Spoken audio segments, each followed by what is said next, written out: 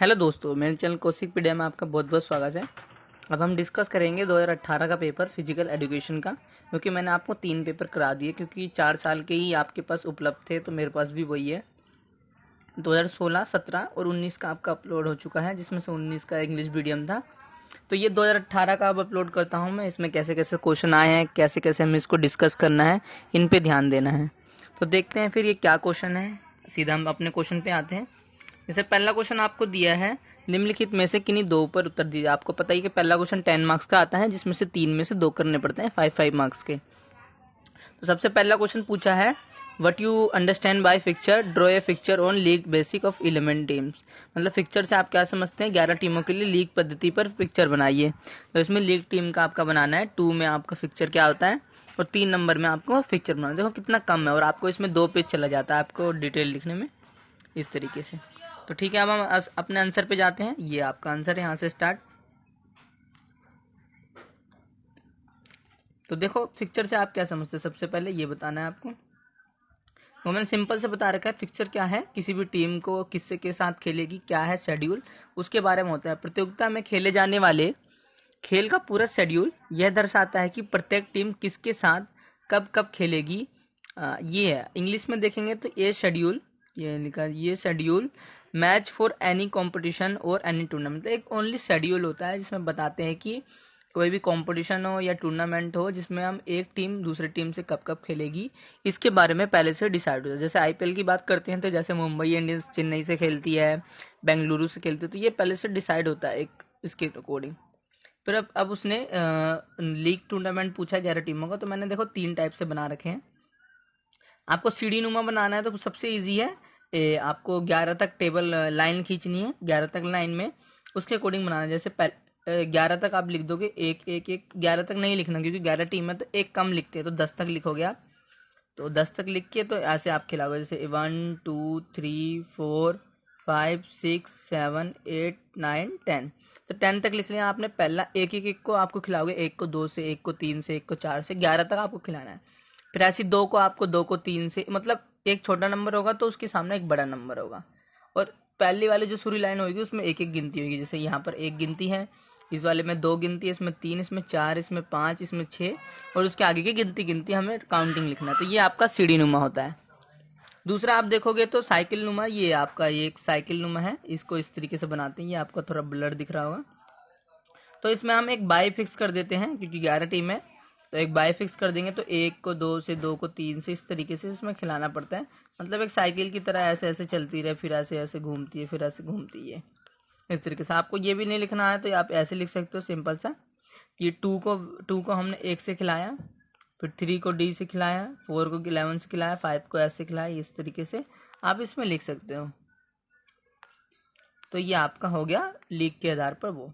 अब पूछा है, कोई भी 2 मांसपेशी व्यायाम तैयार कीजिए, कक्षा संरचना दर्शाते हुए इन्हें आयोजित करने की क्रिया का वर्णन कीजिए। तो 5 मार्क्स में देखो, सबसे पहले हम बता सकते हैं मांसपेशी क्या होती है। कैलेस्थेनिक एक्सरसाइज होती है, जिसमें हम काउंटिंग के द्वारा इसको एक्सरसाइज कराते हैं। जैसे 1 हाथ ऊपर गया, हाथ नीचे गया, 3 ऐसे, 2 ऐसे बताते हैं। जैसे कि हाथों और पैरों का व्यायाम होता है इसमें। पहले एक्सरसाइज लिखते हैं। अब छात्रों को शुरू करें कि जहां वह पैर के साथ खड़े हैं ध्यान की स्थिति में रहे। तो इस तरीके से आप लिख सकते हो। 16 तक पीटने को बोले, ये सब ये आपको इसमें लिखना है क्लस्टरिंग में। ये आप स्क्रीनशॉट ले सकते हो। दूसरा शस्त्रों का व्यायाम, तो इसमें इस तरीके से कराना है आपको। कलस्तानिक, हाथ सामने गया, ऊपर गया, नीचे गया, और कुछ स्टेप लिख देने। इसमें 16 तक गिनती होती है इसमें भी, और इसमें भी 16 तक गिनती है। तो ये आप छाती का व्यायाम कैसे करा सकते हो, पहले हाथ पीछे गया, फिर अपना सर पीछे करना, झुकना थोड़ा, और डी आकार चक्रासन बनना। तो ये आपको इसमें ऐसे लिखना है। अब सी में पूछा है आपका, जो 5 नंबर वाले होते हैं, असंक्रामक रोगों से आप क्या समझते हैं। 2 नंबर में किन्हीं 2 असंक्रामक रोगों के विस्तार से वर्णन कीजिए।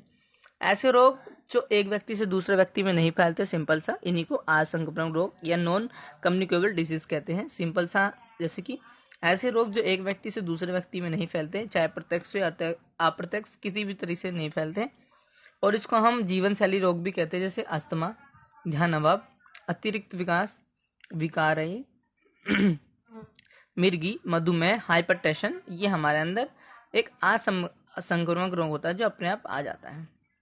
जैसे कि इसने 2 को डिफाइन करने का बोला था, सबसे पहले हम डायबिटीज को डिफाइन करते हैं। मधुमेह एक ऐसी बीमारी है जो शरीर में कोशिकाओं के द्वारा प्रयोग में लाई जाने वाली अपेक्षा रक्त में शुगर को जमा देती है। मतलब ये शुगर में जो रक्त को, मतलब जो ब्लड होता है, ब्लड में किसको, डायबिटीज, जो शुगर की बात करते हैं, मीठे को पन को जमा देती है और रक्त में शर्करा या शुगर की मात्रा को बढ़ा देती है। इसके लक्षण क्या होते हैं? प्यास लगना, पेशाब आना, थकान, वजन घटना, ये इसके लक्षण है। इसका बचाव कैसे करोगे? नियमित व्यायाम करके, स्वस्थ भार बनाए रखना, इंसुलिन एक इंजेक्शन आता है जो हम डायबिटीज वाले इंसान को देते हैं, और काफी नींद लेना इसका एक अच्छा उपाय माना जाता है। अब आपका दूसरा है कि अतिरिक्त दबाव, जिसे हाइपरटेंशन कहते हैं। तो हाइपरटेंशन क्या होता है? अतिरिक्त दबाव का अर्थ है कि रक्त दाब का बढ़ा हुआ होना, मतलब कि रक्त में दाब का बहुत ज्यादा बढ़ जाता है, जो हमें हार्ट अटैक की भी सिचुएशन पे ला सकता है। तो लक्षण क्या है? तेज में सिर दर्द होना, थकान, दुविधा, सांस लेने में परेशानी। बचाव क्या कर सकते हैं? जीवन शैली परिवर्तन करके, व्यायाम, खेल द्वारा मोटापे को कम करके, इस तरीके से हम बचाव कर सकते हैं। क्वेश्चन दूसरा है 8 मार्क्स का आपको, क्योंकि 8 मार्क्स के इसमें क्वेश्चन आते हैं। तो सबसे पहले पूछा संतुलित आहार क्या है, इसकी महत्व के बारे में बताइए।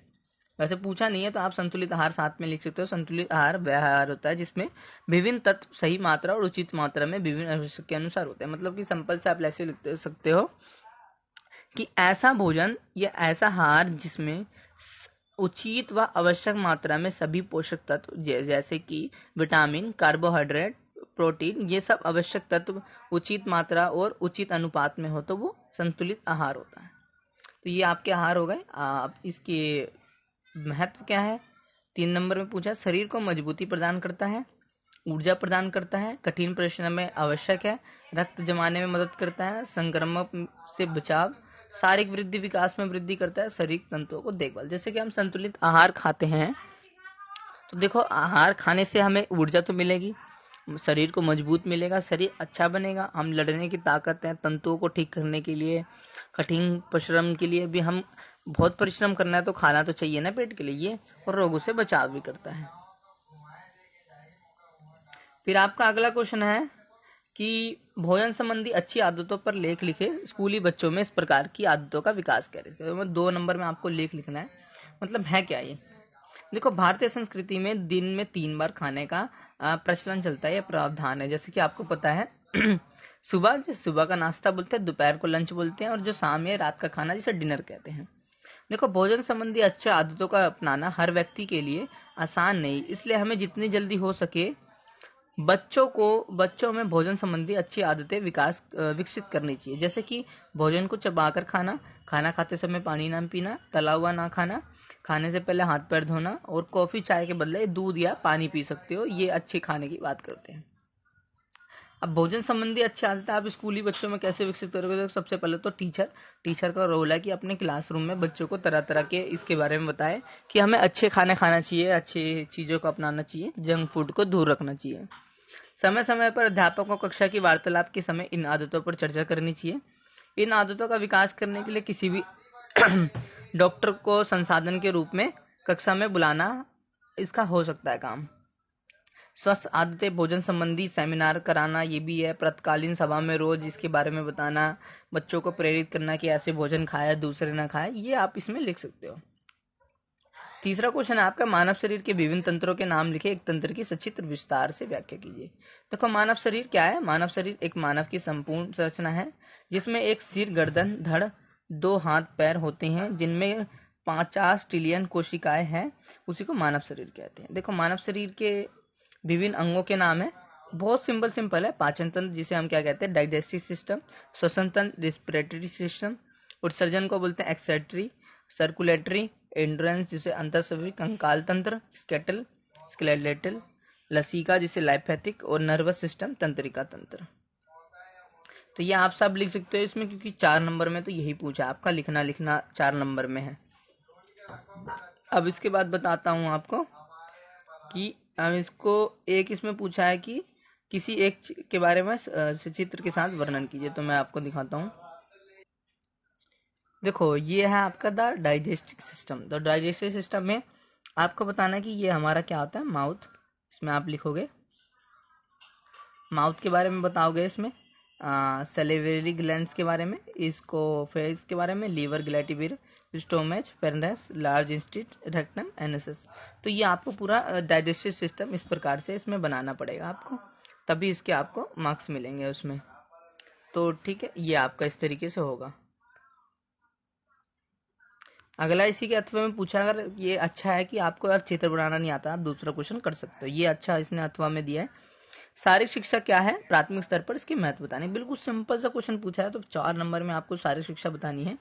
तो शारीरिक शिक्षा 2 शब्दों से मिलकर बना है, शारीरिक तथा शिक्षा के योग से बना है, जिसका शारीरिक का अर्थ होता है इसका सीधा संपन्न शरीर, रचना, स्वास्थ्य, शक्ति, सहनशीलता, गति, फूर्ति, मतलब जितने भी कंपोनेंट्स है उस पर डिपेंड करता है।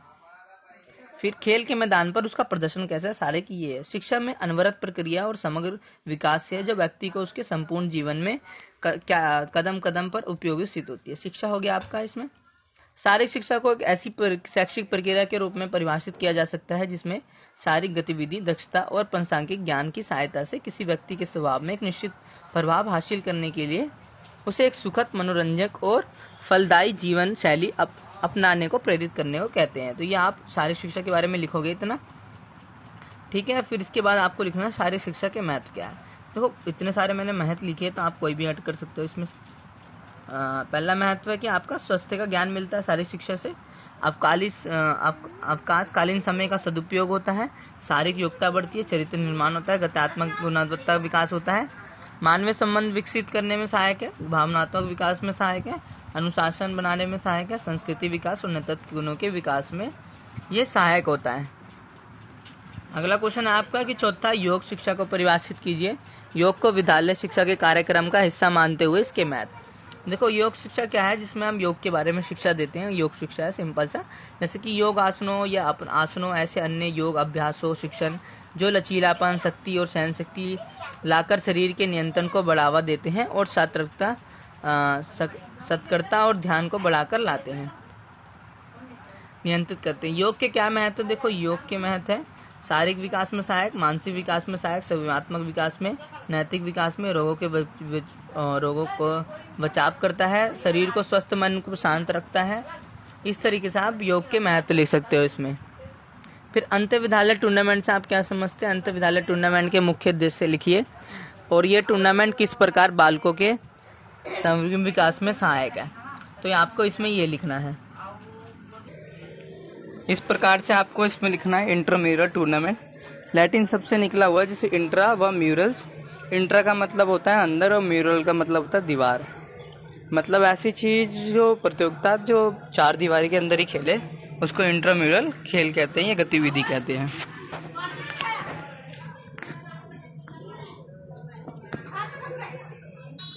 इंट्राम्यूरल के उद्देश्य क्या है, भाग लेने के अवसर प्रदान करता है, नेतृत्व गुणों का विकास करता है, सहयोगी की भावना विकसित करता है, मनोरंजन प्रदान करता है, खेल भावना का विकास करता है। अब इसका पूछा है बालकों के सर्वांगीण विकास में ये कैसे सहायक है। देखो शारीरिक विकास करता है, मानसिक विकास करता है, सामाजिक विकास, नैतिक विकास, सकारात्मक दृष्टिकोण विकसित करना है ये। अब लास्ट क्वेश्चन आपका 2-2 नंबर के 4 पूछे जाते हैं, तो इसमें ये बताना। देखो इंट्राम्यूरल कंपटीशन फिर से आपके आ गया, जो 4 दीवारी या विद्यालय के या किसी संस्था के अंदर आयोजित की जाती है कोई भी कार्यक्रम या आयोजित कंपटीशन को कार्यक्रम के नाम से या प्रतियोगिता के नाम से जाना जाता है। तो इसको जो 4 दीवारी के अंदर ही आयोजित की जाती है तो ये इंट्राम्यूरल कंपटीशन है। दूसरा अष्टांग योग, ये थोड़ा उसमें बिंदु लगाना भूल गया मैं, तो ये अष्टांग योग हो गया। तो देखो महर्षि पतंजलि ने योग सूत्र में योग के 8 तत्वों का वर्णन किया है, उन्हें अष्टांग योग या अष्टपद 8 स्टेप भी कहते हैं, जिसमें आत्मा को परमात्मा से मिलन होता है। जैसे कि है यम, नियम, आसन, प्राणायाम, प्रत्याहार, ध्यान, धारणा, समाधि। तो ये 8 नाम भी लिखोगे तभी आपको 2 मार्क्स मिलेंगे। अब तनाव प्रबंधन क्या आता है, तनाव का ठीक प्रकार से प्रबंधन करना ही तनाव प्रबंधन है।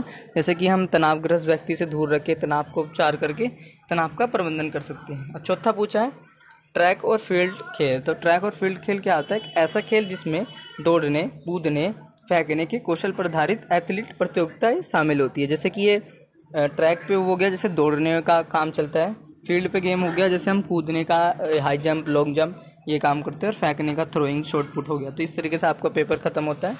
वीडियो पसंद आया तो आप लाइक, शेयर, कमेंट जरूर करिए।